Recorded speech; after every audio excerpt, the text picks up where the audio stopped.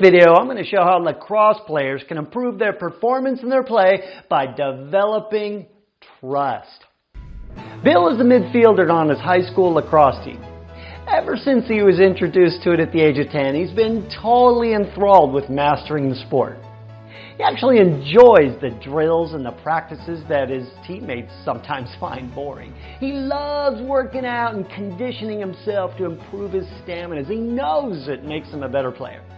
Bill's coach taught him early that lacrosse players need to be constantly moving in order to be effective on the field, right? You know that as a player. But most of all, he's fascinated with the strategies in lacrosse.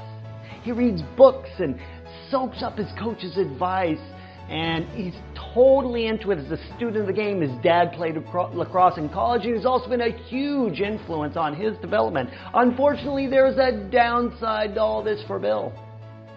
He tends to overthink and underreact in games, which sometimes puts him a step behind his opponents. Sounded familiar?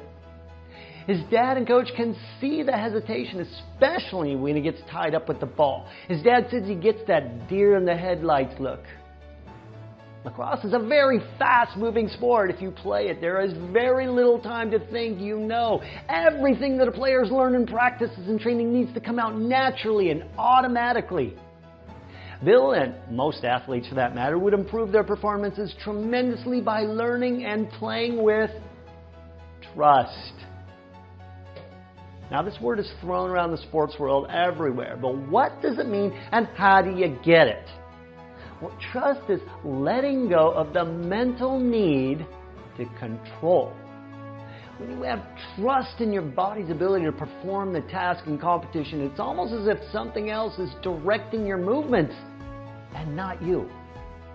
For athletes with a need to control issue, this is scary, but it is essential to being able to play in that flow state.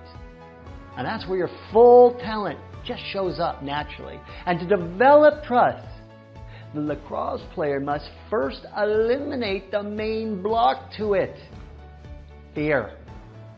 So how do you do that? I teach a process to all my athletes where the athlete embraces all emotions, especially including fear, understands that all of them are good and even necessary for our life. And when you truly welcome and embrace your emotions, even the difficult ones like embarrassment and disappointment that come from failures, then you don't fear them. In the short version, overcoming fear, there's only two things to fear in this world. I've been preaching it everywhere. One, physical harm to the body. And two, emotions. There's nothing else. Let go of the fear of emotions and you're basically fearless. Now, trust can emerge. And then the quickest way to build self-trust is to recognize that you already do it in many other areas of your life. And you can practice transferring it over to the field. Think about riding a bike, for instance. Do you get on the bike and start thinking about how to pump your legs and move your arms to steer? No, of course not. Trust that once you get on your bike, your body will get you where you want to go. If you drive a car, it's the same thing. Can you connect to that trusting feeling or idea right now in something you do all the time automatically? Brushing your teeth even? How about the trust you have that the sun will come up tomorrow and create a new day?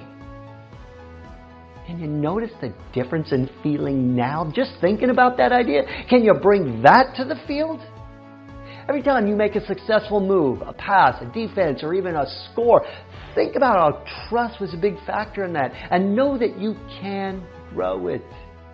Being aware of it is a big first step. And I taught all of this to Bill. He completely turned his game around. His knowledge of the game then became an asset, and he used the trust he discovered to become the team's most improved player. Instead of thinking about it when a pass came to him, his body now automatically moved towards it. He started making better decisions as to who to pass it to.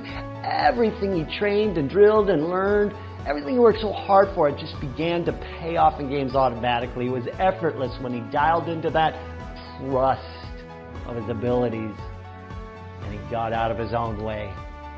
Lacrosse success equals superior conditioning, mastering fundamentals, and building self-trust. I'm Craig Sigl.